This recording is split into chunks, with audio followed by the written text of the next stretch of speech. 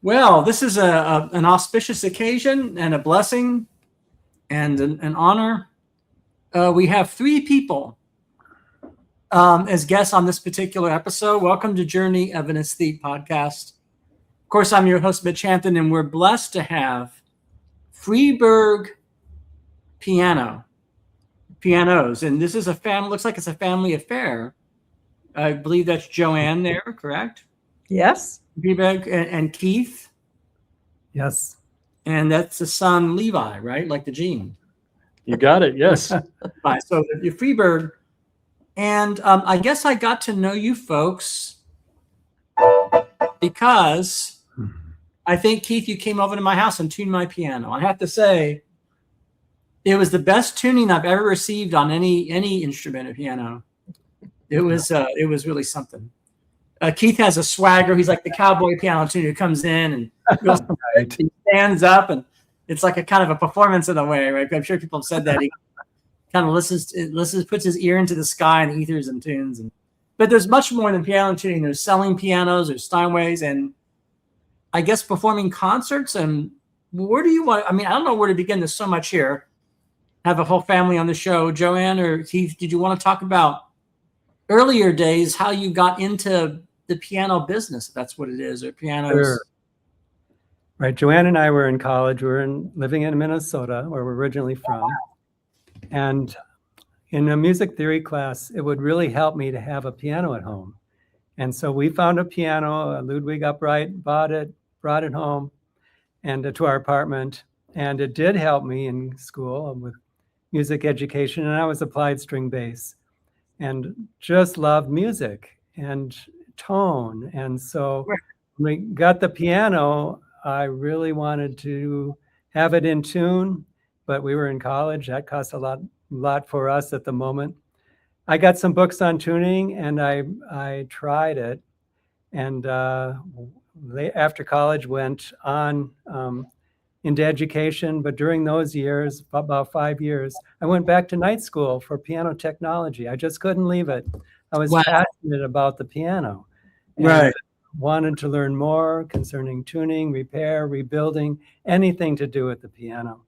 And so I went back to McPhail University in Minneapolis and for night school, and eventually into it full time. I'm guessing that would have been the 70s or 80s, right? Somewhere in there. That's right. Late 70s. Late 70s, yeah, those years. And that's right. And so yeah. So you were learning music theory, and the piano helped in learning music theory. It's it's actually indispensable. Indispensable, yes. If you don't have a guitar, well, even they sell guitar. They tell guitarists they should learn a little piano too. Even right. May I throw something in about that? Oh, anytime and absolutely.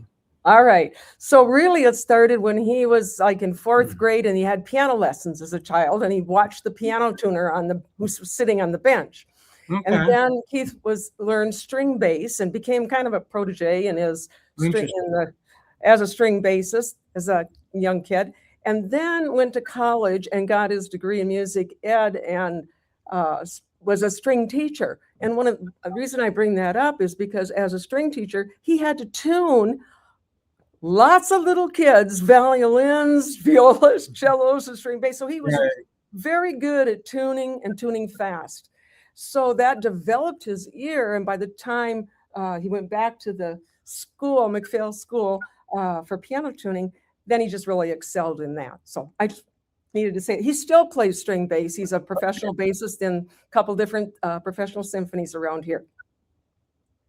I take it that your wife, Keith, is maybe more proud of those things in your competition than you. Well, when you originally set up this episode, is that kind of a humility on your part, Keith? Okay. Well, another thing is that there's 24 hours in a day. How did you do all this, Keith? You teaching bass and learning and playing concerts, and that's amazing. It just a full life, but it was all about music too. Right. So it's a good life. And so it's certainly a good life. I mean, I'm just amazed by the And when I was teaching, it was public schools. I had grades 4 through 12 and the junior high and senior high orchestras. And then I taught some applied string bass lessons at a college level, 2 colleges, after hours. but during that time, I realized I love to teach, but not so much in the school setting. I didn't excel personally that way. The program did great and expanded, but I knew that this wasn't for a lifetime for me. But I love working with my hands, and like I said, tone is so important to me. And with the piano that I'm passionate about, I could do that. And so that's how that came to pass. Well, you mentioned tone. Of course, tone is or tone production is how we referred to it. Mm-hmm. Back in the day when I came up kind of unusually, because I never really wanted to do classical music. I still to this day, many things I dislike strongly about the classical music world and the concert piano world. But at the same time, that's what especially in the late 70s, early 80s, everything was through the classical route. Mm-hmm. And I had a really strict Italian piano teacher for classical, but I always wanted to do jazz since I was that's always, yes. I was not able to because of many things kind of interrupted that, partially the influence of people who were classical cats. And they said, well, Mitch, you want to write a string quartet, you want to write and so again, I was postponed some of my jazz because of the classical world today, and going to New England Conservatory of Music. But it's kind of funny, right? Like that. But so I guess I should ask Joann, how did you meet Keith, or in terms of personal? I met him. We were in the same church choir. I was younger than he is, and I still am. But we were in the choir together, and I knew him for many years until when I was a junior in high school. I thought, oh, this is the guy, for me. So what I would do, I'd follow him around and where he was playing music. I'd go and sit where he's rehearsing at the college and then wait for hours. So I still wait for him. So were you, when you're in a choir, so again, another thing, I notice so many people do choir and chorus, even people that have no desire even to pursue music, which is amazing to me. I can't sing very well. So there's a lot of things I can't do. I can't draw, I can't paint, I can't illustrate.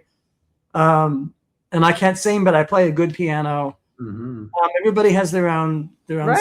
But at that time, were you pursuing singing? If you're in the choir, was that kind of what did you, or were you just? Oh, no, that was just a fun thing to do. So what was your, if there is an emphasis, or maybe there wasn't. Some people are so diverse, and maybe you're one of these people that just do everything, and you don't have but what was your focus? Was your focus on just music in general, or teaching? No, mine was in foreign language. I ended up teaching French and Spanish. Oh, and that's mine. And then when we moved down here, then we went more with the whole music line, and I ended up helping with the business, although I've done teaching in various places over the many years.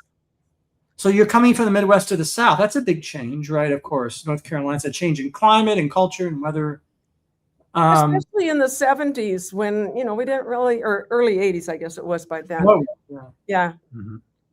So you're a couple, and so Joann, when you came down here, were you teaching language, or were you teaching French, or was that one of the things you were doing, or?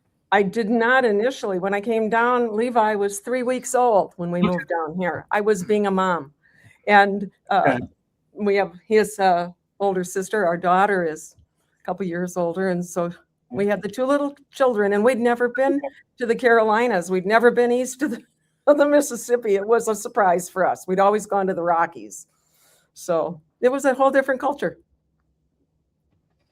Well, Levi, how do you feel listening to your parents' story like this? Have you heard it before? Is it kind of familiar to you? Or? Yeah, it's pretty familiar. Well, I guess you're more of a North Carolinian, right? Because you were. I would suppose so. I claim Minnesota in a lot of ways, but yeah, I've ever since you were. Well, it sounds like in your earliest life you were here, right? You moved. Correct. So my sister Emily was 4, and I was a newborn, and both of us grew up in a very musical household. Yeah.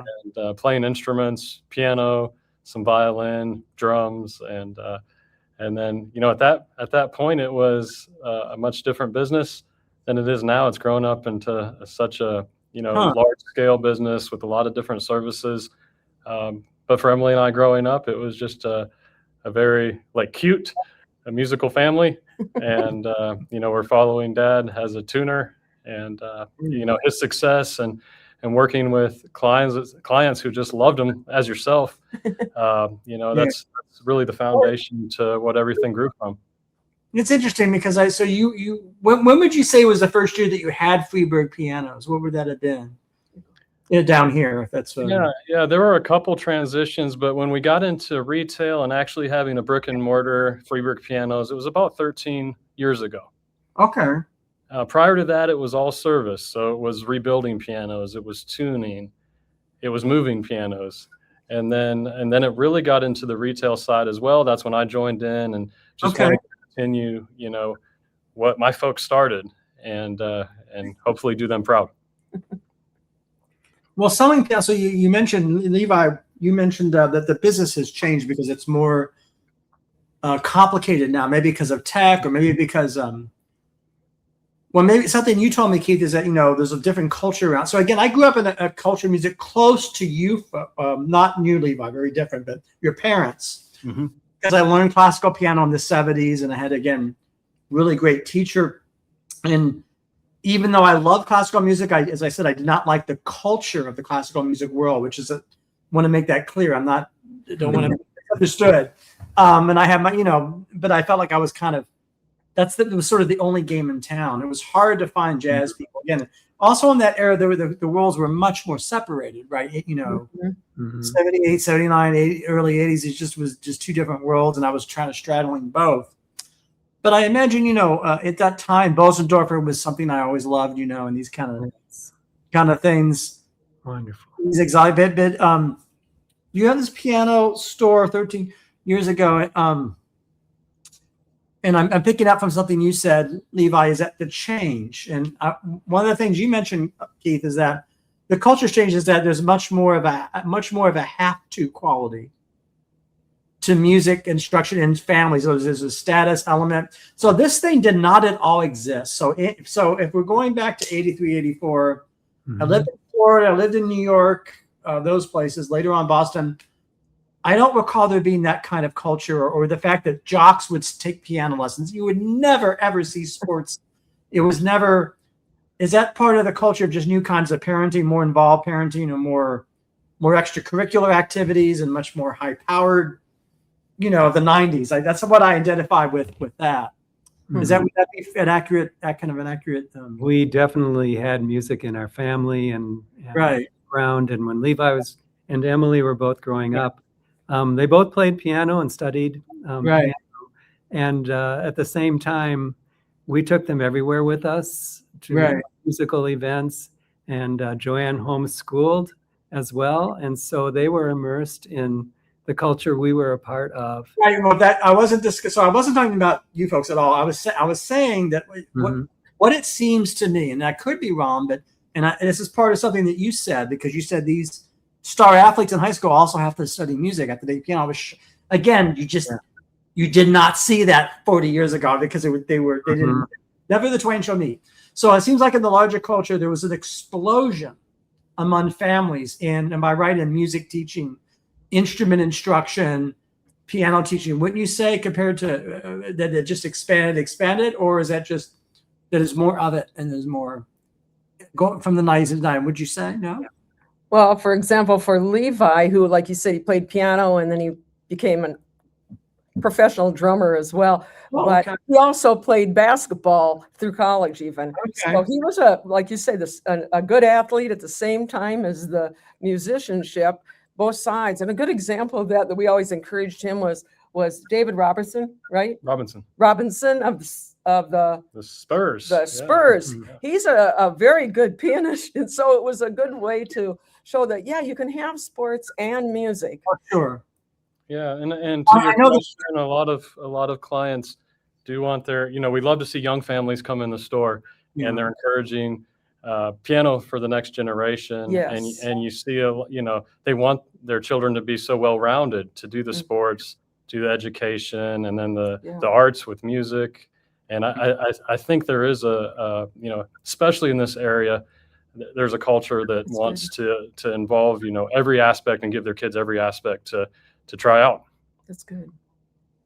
Yeah, I mean, of course, that's only if a person can or wants to do all that. There's that. So again, if that's something that's in or in vogue or in fashion to have what people call well-rounded. I mean, again, period of time, I'm thinking when I was coming up, it really was separate. People were either the athlete or the musician. Mm-hmm. And most people that learned piano, unlike me, who loved it and wanted to practice, craved practicing. And in those days, many people that were forced to take piano lessons hated it in the 70s and 80s. And it was just so something, I guess what I'm trying to get is something changed in the 90s. There was a shift in the 2000s. And I think parents and families maybe became more sophisticated, you might say, or maybe thought that their kids should do everything. I will say even if it felt like pulling teeth, to play piano when you're young, I hear so many people come into the showroom and, they wouldn't trade it. Even if it was tough or hard, they're like, you never hear anyone regretting that they learned piano and to take that. So, yeah. And so it's always a good skill to have. And we see a lot of people coming back who maybe learned it when they were young and they come back and after they've kind of been through some of their career and so forth, but they want to play. I mean, we've had people up to 90 that come back and take piano lessons. That a lot of doctors, a lot of mechanical engineers is another big one. Those two fields. Well, doctors love music. If I had $1 for every MD I met who wants to be a pianist, I could open up a Swiss bank account tomorrow with all those medical people seem to love piano and music for some reason. And you said engineers, so.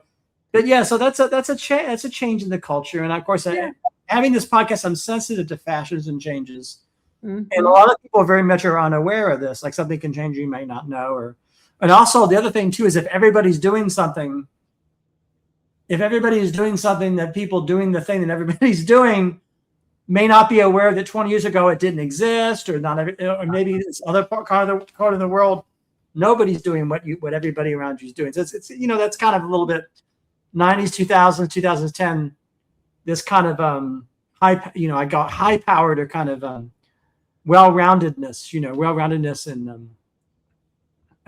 in education, and that's interesting. So you're saying that they in a way changed their mind, that the people complaining about taking piano, and I've heard so many people that did not like it. They changed their mind and they say it taught them discipline or something, or gave them. They never regret that they learned the foundation of piano, and it can help, if you're playing other instruments. Oh, of course. Well, that's so. Let me get this straight. When they're complaining, when I remember them, they didn't want to do it. Are they lying, or what? Is it just kind of? Oh, that's past tense. Yeah, that's past tense. So present tense is, I'm so glad I took it. I may have had, my teacher may have slapped my wrist with a ruler, but, I'm glad I learned these core principles of piano. Well, yeah, of course, teaching styles change, Yes. Now, Violetta Mandizi, who was my teacher, never did that, but she was strict, but she didn't ever do the wrist. Are things. Well, those are things I think coming from the 50s and 60s, right? I would imagine. Mm-hmm. Those kind of, well, there's so many schools of piano teaching, aren't there? I'm sure you folks, the Russian technique and this technique and that technique, so many, the fingers and the. Right. Mm-hmm. Yeah, I don't know if you folks know about all the different ones, or what people teach at Freeburg pianos, or what part of your, I'm sorry, what part of your store would you say in teaching piano, percentage, right? It's a big part of what you do, right? It's not just we have teachers, but that isn't a large percentage. Really, the service part of everything is, and then to have events as well, concerts and shows and things. Yes. I would love to do a concert at your doing my music at your. That would be. That sounds good. Yeah, because I'd bring my compositions there. That would be really great. That would be great. Because you have such great instruments. So, what occurs to me that you're dealing with, works of art. These instruments, steinways, Sommer. Remember Sommer, Baldwin? Doesn't matter. Yamaha, Kawai, all these different pianos. they're works of art, right? They're kind of Yes. amazing. They're amazing instruments. And what comes to you? What comes to your mind in terms of if it's the challenge or the maintenance of your instruments in a store like yours, or what you have to think about, what you have to. That's a great question, because that's really at the forefront of our business is service. And so we get a piano in, even if it's brand new, we still spend a lot of time with it before it gets on the floor, because we wanted to represent all that it can be. And when somebody plays it for the first time, they're going to hear a beautiful tone. Oh, the tone, touch, yes. Touch and tone. And make that, which would attract them to the instrument. And we want people to, when they play the piano, to experience the music, that they are actually making music and making it on a beautiful instrument that will really sound good. And that's inspiring for them. And so we go out of our way to make pianos sing like that. Mm-hmm. So all it requires then is somebody to play them. And we have a large staff now. That's what's really been amazing. We've grown a lot in the 13 years. And 13 years ago, it was the three of us. Just you, just the three of us. And now they're right around 18. Yeah, 18, I would say, that are either apprentices with our company, where Keith does a lot of teaching now and training, because raising up another generation of good technicians. And then you have the movers, you have yeah. the tuners. There's 5 technicians tuning out in the field. And then, of course, moving, we probably move around 50 pianos a month at least. So that's a big part of the service. You can imagine in the mountains, it could be a reality TV show. Some of these moves are so complicated. They pull in cranes or going down the side of a steep slope to get to that reminds me of living in the mountains, North Carolina. That's a big issue, right? Yes. You said you play drums. Are you a rock drummer, a pop drummer? Or? I grew up playing drums in church. So, yeah. For me, it was, piano as the primary instrument, but then drums, just kind of took off. It was the cool thing to do, I felt like. And I enjoyed it so much, but without the foundation of piano, it would have, maybe been a little bit more shallow. And so I understood music in a broader scope. A lot of drummers, it's, I don't know that they fully appreciate or understand the whole musical scope. Might just be the drum set itself. Well, the drummers I've worked with, of course, since I work in the jazz field, no music and that's more common. It maybe is the same in rock drumming. I don't know. I mean, it could be there too. But there's so many rock drummers, aren't there? It's a big field. It's a big field. How about practicing drums? Would you, in terms of noise and? Yeah. I think they loved me so much they put up with the sound of the drums coming through the whole house. But I was so fortunate to have Paul T. Riddle from the Marshall Tucker Band. Kind of a Southern rock drummer. He was my teacher. Well, that's good. As a 9-year-old, and just incredible teacher, and and that's so important for students in piano, drums, whatever instrument, to have someone that inspires them. And he was definitely that inspiration for me. Marshall Tucker Band. Well, I really haven't thought about them until I moved down here. I mean, Yeah. I'm a Yankee I was born in Manhattan, New York. It's not like being born in Ithaca, New York, or New York City, the city. It's just like more urban and more New York than that. Something interesting about that was when we first opened our store, and now we've expanded. So the original store. How many stores you got now? If you have two different stores. But when you open your store, okay, go ahead. Actually, we have 3 locations, but 2 of them are right in the same area. Our original store, we also made a theater in it that we would have our events, our concerts, and it seats about 60. And the first concerts that we had were actually jazz musicians that would come in, and so the clientele, the people they brought in to listen and so forth, were people who had been to New York and so forth. They would say they were shocked and said, "This is like being in New York. I love this. We can come to this jazz." It was just a special time.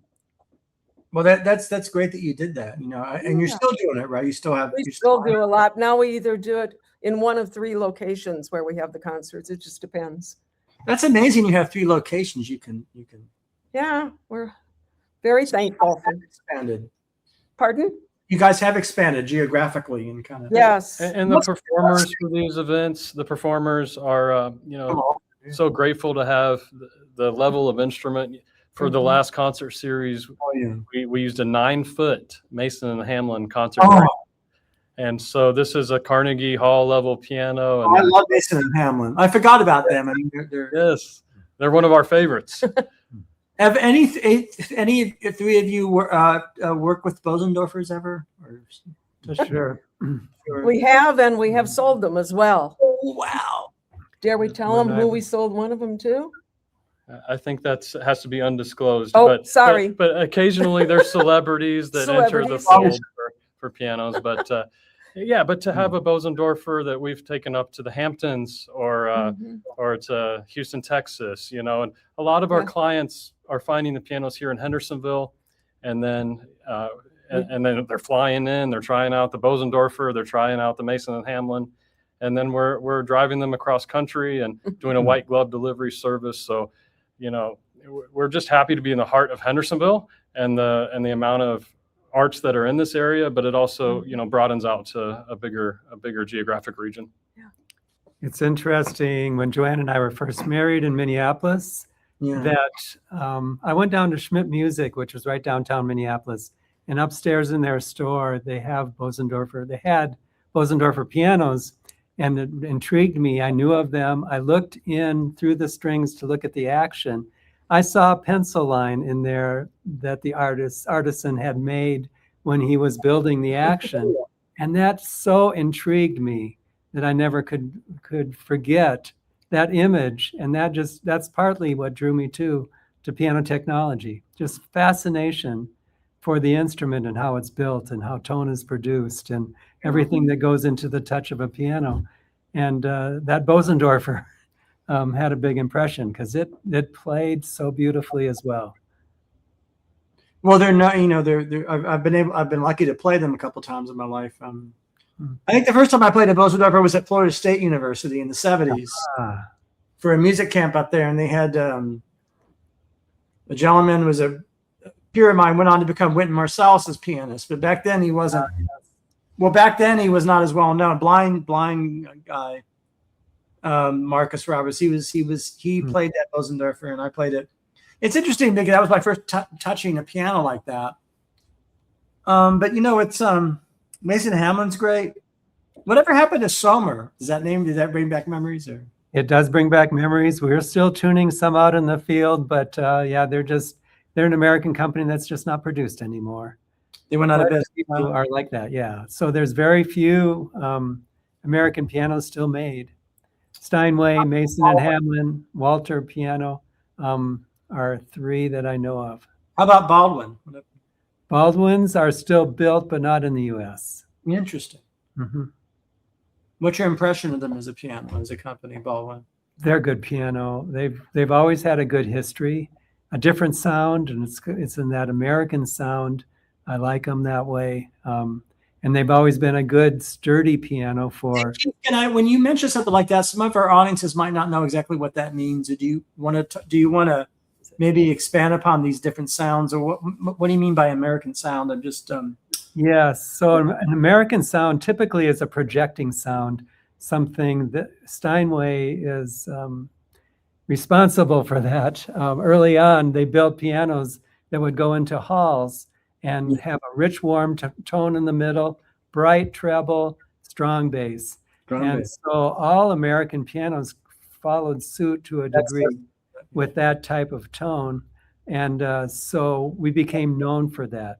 Baldwin's got a little darker sound, and they brought it that way. And hold that thought. Look at this. Do you know this book? I do know that book. Yes, that's a good one. Is it a good one? I mean, that's a great one. So I'll know this James Barron. Yep. When I started working in this company for my parents, my dad said, "Here, take this book," and it was that same piano book. He said, "This is the training you need." So that was my at home work to do, and kind of the literature that was required. Levi started with me in the shop as well, so he learned technical aspects of piano restoration before he became involved with sales. And so he's strung pianos, he's done belly work, he's done action work. So he knows all about them from that standpoint. You've done a belly, man. You've done belly well. Yeah. That's the tune, right? And for so many of our staff, our team have that technical background and learning the restoration side, the insides of the piano. And I think that makes us unique, when we're helping a customer to really dive into what they're selecting and the quality of what they're selecting, to know the whole ins and outs of the piano. It's interesting. I'm thinking about different fashions in pianos. In the 80s, 1980s, there were a lot of white pianos. And I had a Yamaha white piano. Well, actually, my mom had it, and it was deconstructed. They took it apart and had it sold. They don't make those much anymore, right? That's kind of It's more of a SouthBeach feel, Southern Florida, they'll have everything white at their beach house, including the piano. But around here, we have a lot of cabins, rustic, modern homes. Sure. And so we see a lot of satin ebony or polished ebony black pianos. We've got a red one we're tuning this week coming up. Oh, yeah. Oh, that's right. Yep. Yeah. A new one in the community, a red piano somewhere. Yeah, I'm excited about coming to Freeburg and doing a concert. We have to set that up, right? That'd be great. We definitely need to set that up. Do I set up for you folks, or is that what I do? Talk to you guys? With Joann me. will. With you. Well, again, Joann's the front. So this is why I was supposed to see you, Keith. So Keith says, my wife does all the talking. She's a talker. Yeah. There's a reason for that. Well, that's because he's out in, one-on-one in the community with going to people's homes or to the churches, other institutions, very one-on-one, and people know him everywhere, But then for me, I tend to be one-on-one, but groups. I've emceed a lot of big concerts. I've done things with the Hendersonville Symphony. Right. I do a wide variety of things reaching out in our community. I know you just got this Beethoven show. I call it the Beethoven. That was something. Any thoughts, the three of you? I'm going to ask the three of you, each of you, to say what you think about Beethoven. If I say the name Beethoven to you, what does the thing comes to your mind? Start with the son there, Levi. What do you first heard Beethoven? I've enjoyed this last Beethoven 32 series so much. It was, to me, when I hear Beethoven, I think ahead of his time. His compositions were so incredible, and no one was doing what he was doing. He was really pushing the envelope for bigger, more robust pieces. And then just the entertainment aspect. Anytime, it's some of the most interesting music as a listener. So I think of, and I also think of Impossible. Some of his pieces are impossible to play. Yeah. How about you, the dad now? Keith is dad. Yes. It intrigues me that everything that Beethoven wrote, including the 32 sonatas, he played every one of them. And he was that good of a pianist, which was remarkable that, to do that. But, to me, he's like the greatest composer ever. And within his time, he would always surprise people with his creativity and boldness in his writing. And as a bass player, section bass player in orchestra, I love it when we play one of his pieces, his symphonies. And I played the Ninth Symphony a couple times in my life. Hope to do it again sometime. But isn't the bass part challenging in that? It's kind of beautiful though, because you got all those melodies. We got a bass solo in it, and it's tremendous. And then the chorus comes in with that same theme, and it's just carried through. It's, for me, incredible writing, but an incredible experience to play it and be a part of something like that. Yeah, I mean, it's well, now Joann, you're going to talk about Beethoven. Just got this concert.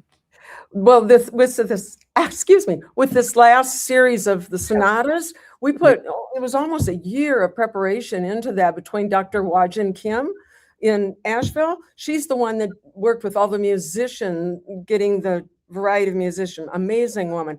And then mine was with our providing the venue and helping her do whatever I could do. But it was fascinating to have 32 musicians play 32 sonatas, and they weren't all professionals. It was a wide variety, and so that made it very interesting. And there were people that came for every single night, so they could say that they had heard every sonata that Beethoven wrote. And one of the things Dr. Kim was really good about was explaining history about Beethoven. And so people understood more about the musicianship and the fact of the deafness and how that developed and what happened.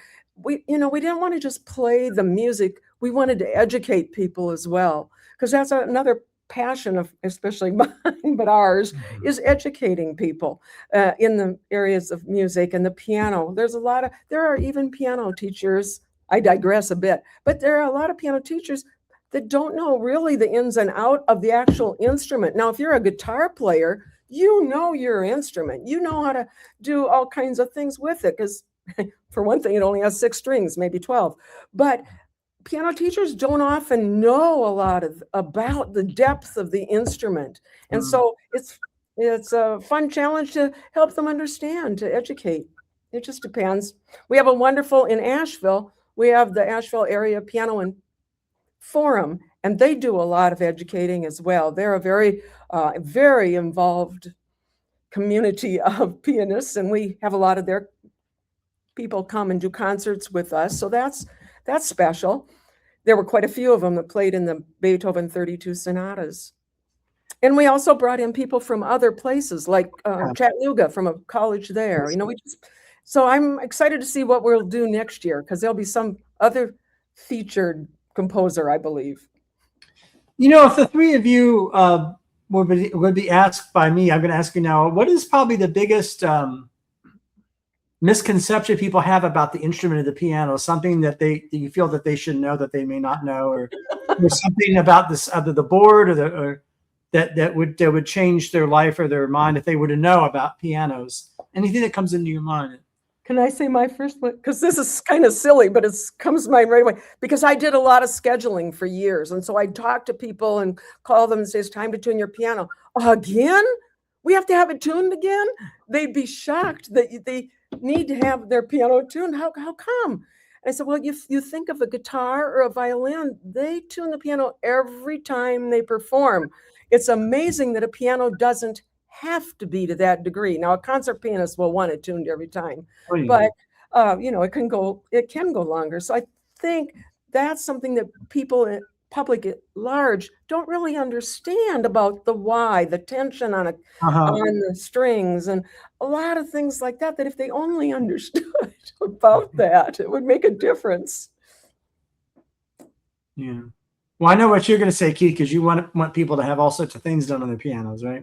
Right. Well, that is intriguing for people. A lot of pianists think about the keys and not what's behind them or what's actually happening. And for me personally, I want everything to be linear. When you put energy into the key, that the action all responds to that and puts all of that energy into the string and into the soundboard. Yeah. And just to make it fluid and easy to be played. So many hundreds of details involved with that happening. But the pianist then they'll think of the key and their approach to it, how they play it, which I like that. They don't have to think mechanically, but some of them would be very surprised to see the inside of the piano, pull the action and see what the makeup of it is. Well, you're talking about the distance, right? There's a spatial and there's a temporal. There's a distance of time. It's not immediate, right? It's because it's a long. Physically. Yeah, physically, that's exactly true. You've got a larger piano has a longer scale to it, longer keystroke, and a different set of variables concerning the limitations of a piano. The longer, the better, really, as far as the playing of the instrument and how it sounds. But nonetheless, every piano is a work of art from the standpoint it does, no matter how long a grand is or how high a vertical is, that manufacturer has done its best to produce the absolute best tone of the instrument and touch. Yeah. What do you think, Levi, hearing all this? Is you Yeah, I think people are most surprised on the piano moving side. You know what I deal with on a day-to-day basis. Some would overestimate how easy it is, or underestimate how easy it is to move a piano. And so we have some folks say, "Oh yeah, we just need this grand piano up the flight of stairs," and not think that there's any challenge to that. Like, hey, just bring. And then others are like, "Okay, we arrive, only just the two of you are going to deliver this grand piano." We're sure, we do it all the time. So it's overestimating and underestimating the process of a piano move. That's interesting. Yeah. How about weather and climate? Now, first I got to ask you folks, well, at least the parents came from, spent a lot of time in the Midwest, Minnesota, right? Mhm. Right. Coming from Minnesota down to North Carolina is a big change in climate, is it not? I mean, Yes. the ice and the snowstorms and the, You notice it's still here. right.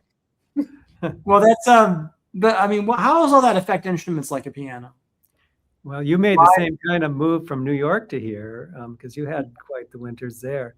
But when during the heating season in a harsher climate, everything dries out. In the summer, everything expands. Right. Piano is made from wood and steel, and so the wood of the soundboard, which is spruce, just like the belly of a violin, and it's going to expand and contract with humidity. That's and steel will expand and contract with temperature. So you've got all these variables happening and affecting the piano, but also for sure the tuning. And so, yeah, this climate that we're in here, more to do with humidity than dryness. And we notice in pianos. And so right now in the summertime, pianos are going sharp because that soundboard is expanding and pressing up against the strings. And so in the wintertime, they'll go slightly flat. Opposite's happening, but to a smaller degree than Minnesota, that's for sure. Oh yeah. Well, I'm just wondering. Of course, that's the sensitivity of works of art that the pianos are. Sensitivity. Mm-hmm. You know what I love about you, Keith. Many things. One thing is that you mentioned the word tone more than twice or 3 times in this episode. I often think to myself that the tone production is one of the most important parts of musical performance. Yes. Do you agree with that? I think that's great. You think that and feel that way. That's a hard thing because I know you too with tone and the chords you produce. And sometimes I could picture you playing a specific chord and just wanting to listen to that for a while, right? And I feel the same way. I'll work with the piano or something, and then I'll hit a specific note, and I'll just listen to that for a while, just enjoying the tone of that of the instrument and of that pitch, that frequency, that tone, and knowing what it comes from. It's a real wood sound, but so clear, Any thoughts about different piano makers? So there's Yamaha and Kawai, right? They came on the scene, the Japanese. Mm-hmm. Any thoughts about that? Are they, or Yun Shang? Remember Yun Shang? Yeah, was it Yun? Oh yeah. So we talked about the American tone. Asian tone is different than American tone, and so you hear that more with like Yamaha. It's a little brighter sounding piano, a little more brilliant, and has that quality. And so when you hear a Yamaha Grand, for instance, on stage, you get a different tone from the piano and structure than you would from a Steinway, than you would from a Bosendorfer or a Bechstein. The European pianos also have a different sound. And so each is unique, which is really cool because we can put all 3 of them in the same showroom and people can experience that and decide, well, I really like this tone over that tone. And there's a reason, because they're built differently. Yeah, and that's the beauty of it from a sales standpoint. You're working with a customer, it's such a personal choice for them, and to stand back and see the wheels turning as they're trying a Steinway and a Mason and Hamlin and a Kawai and a Yamaha, and the tone that they personally love, And, it's just fun to watch that process, the touch that they personally love. Do they like a little lighter touch, a little heavier touch? And each piano sounds different. So even among, we'll say kawai pianos, those are all built from a different tree. So each one's going to have its own character. If it's the same make, model, year, it's still going to have its own character. So that's the beauty of like picking out the piano that's just, made for you. Mm-hmm. And that's been really important to us as far as having sales, because sometimes, you can be somewhere and it's just all about selling the piano or whatever, the car, whatever. But for us, it's matching people with a piano, letting them feel. You have to match the person to the piano that what would you say suits them, right? That's exactly. It's not just about pushing something. It's about letting that develop, letting that be. What touches their heart? One time I had a woman in and ended up purchasing the piano, but she was listening to a different one because it was less and somebody had given her the money, to pay for it. And she played it. It was okay. Then she went to another piano and you could see on her face, her countenance changed as she played that piano. And I said, "You love this one, don't you?" And she said, "Yes." And it was like 5,000 more. And she went back to where the money was coming from, and they gave her 5,000 more so that she could buy the one that was really what was touched her heart. That's amazing. It was an amazing story, absolutely. But those kinds of things are important because, yes, we're passionate about pianos and people. The people matter. Well, people are the ones listening to music, and so not just performers, for the audience, and yeah, and it's a big factor. How about styles of music? I think of Ben Folds. He's in North Carolina, and rock, and Ben Folds 5, remember, or Regina Spektor, or your Billy Joels, or your Nora Jones. Are there leaving aside classical and jazz? Is there something unique about rock people that play piano, or rock pianists, or is it just all more or less? Thoughts about that? Well, personally, I think there's something unique when a rock person will play an actual piano, because a lot of times you see digitals on stage, or it's just a part of what's going on. But occasionally you'll see a grand piano there. Yeah. And when that happens, I just put that person in a whole different light. When they're actually playing, maybe they're singing at the same time they're playing.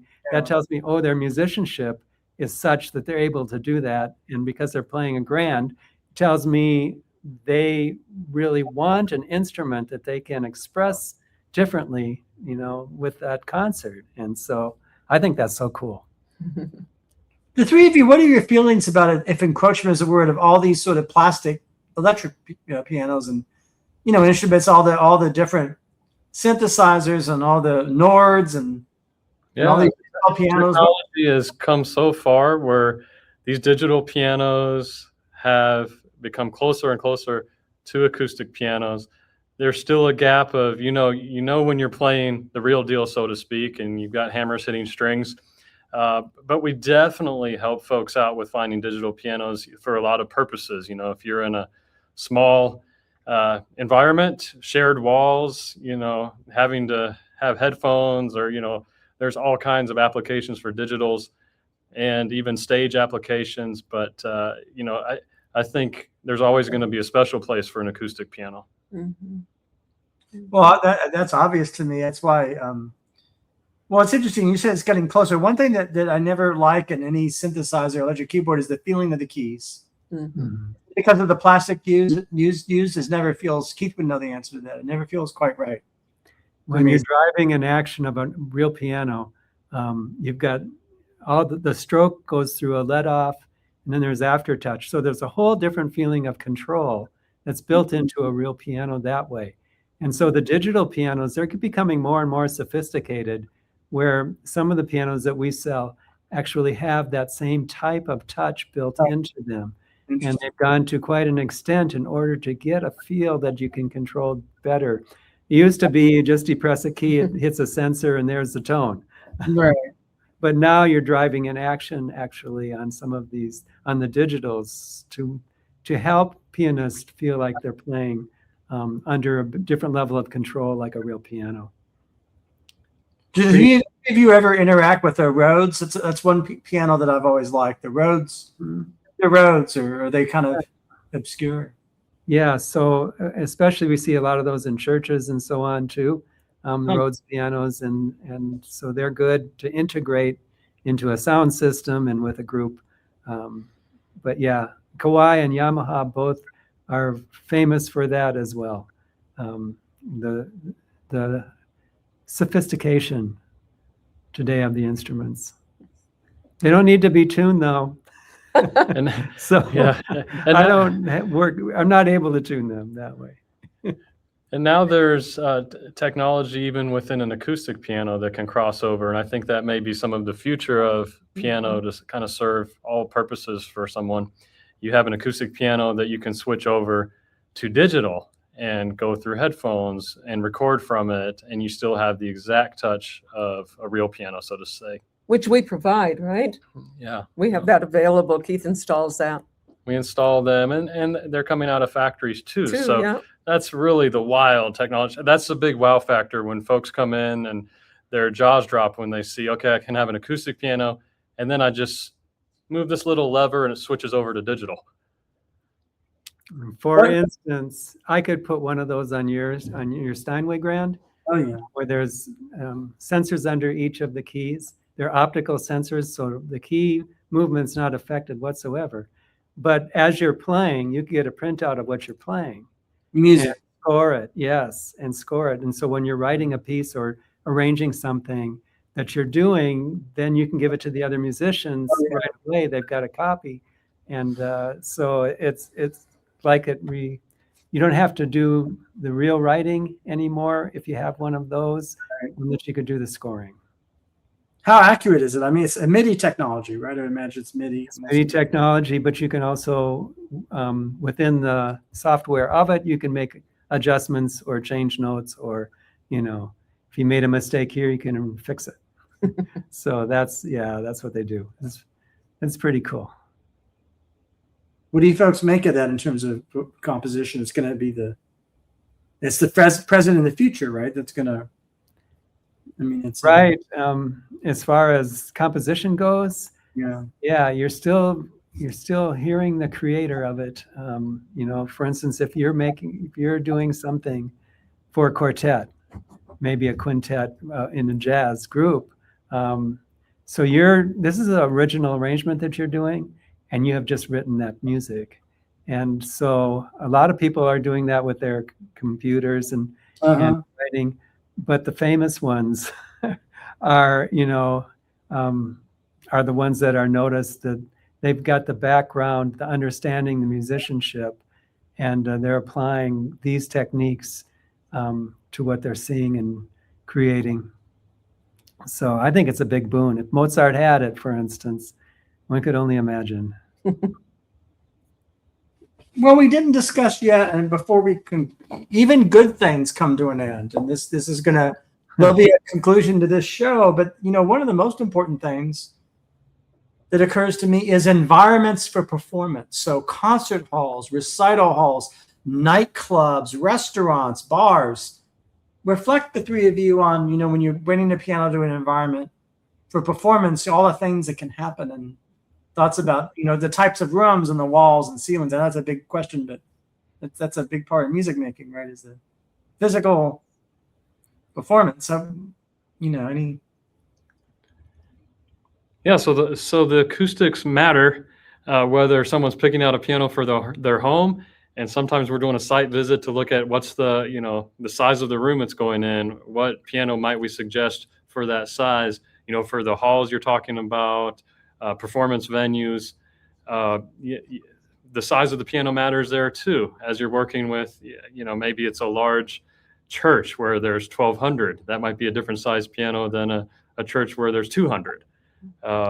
If there's, in our hall, we have 55 chairs, so we're probably not going to play the 9-footer in here, although we have, but you're really matching the piano to the room, to the environment. And questions when we talk with our customers what kind of flooring do you have? How high are your ceilings? What about ceiling height? You mentioned that. Can a ceiling be high and too high or too low, or is that? Well, volume of air makes a big difference, and in a hall, it does. You can swallow up the tone if it's into empty space, so to speak. And so the piano needs a background and needs projection to the hall, and it needs projection to the highest, farthest corner of the hall.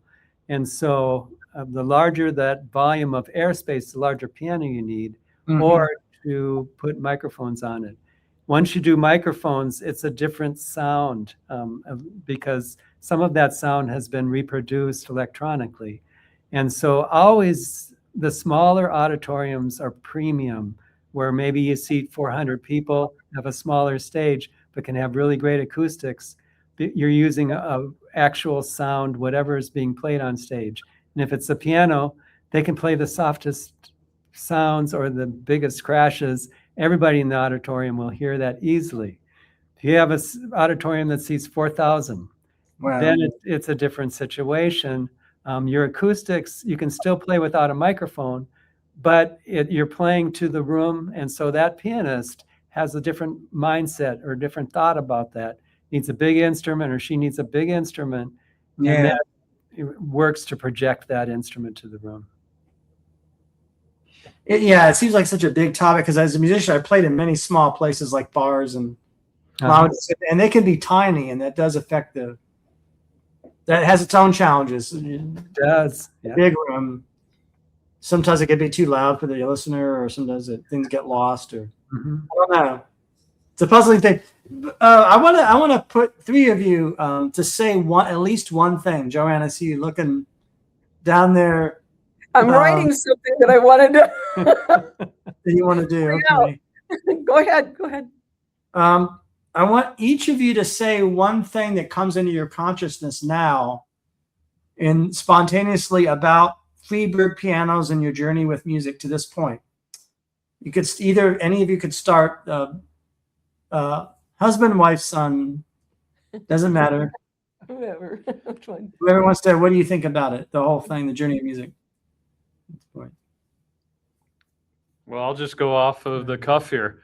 The journey of music, having memories at 7 years old, helping my dad in the shop, and he would pay me with Cheetos, to help him with shop work. And so, and then just growing up as a young teenager, helping with piano moves, always being around music, hearing my dad, memories of hearing my dad tune in our house, tune our piano. It's just a special upbringing, and to help continue their passion, to see their passion for music and for people. And, specifically pianos, it's really special to be a part of this now as we're able to present their interest to this whole community, this musical neighborhood. And it's just a beautiful thing every day. I love it. Part of what's the journey is where Joann and I first started, when I'm tuning and she's scheduling the appointments and working with the clients, and to where we are now. It's amazing to me. And the people that we have joining our team, they're incredible. Each of them brings a different talent, a different skill set. All of our people are musicians, love music. And so having that opportunity, it's amazing to see, okay, we've expanded this way. And, we're looking at all of these different aspects of our business right now that, we just had such a small scale before, but now it's opened wide up, and we just give God praise for that. It's exciting to see what's happened that way. I think of all the people that we've touched over the years, the lives that have mattered to us and we've mattered to them. I mean, to the point of 45 years ago when we moved here, was it 45? Something like that.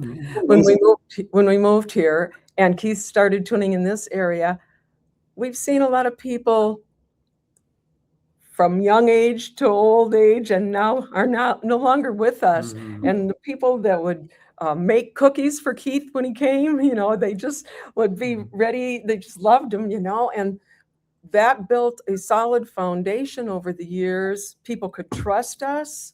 People knew that we would do right by them.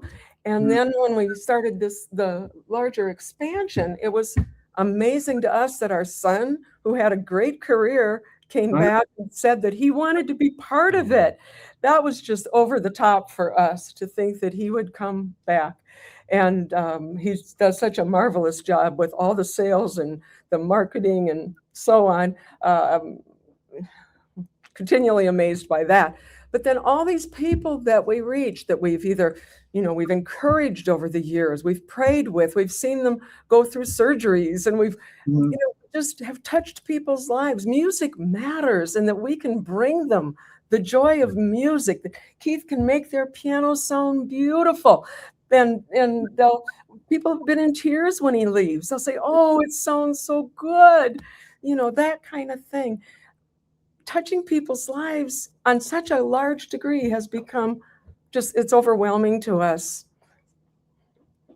Well, that's Joann Freeburg, Keith Freeburg, Levi Freeburg. This is I can't think of a better